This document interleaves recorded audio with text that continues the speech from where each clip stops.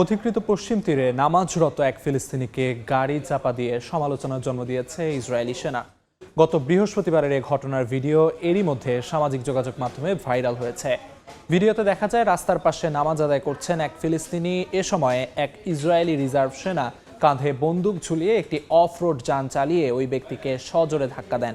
পরে আহত অবস্থায় হাসপাতালে ভর্তি হন ওই ব্যক্তি। এই ঘটনার সত্যতা স্বীকার করেছে ইসরায়েল। ওই রিজার্ভ সেনা ক্ষমতার গুরুতর অপব্যবহার করায় তাকে সাময়িক বরখাস্ত করা হয়েছে বলে জানানো হয়।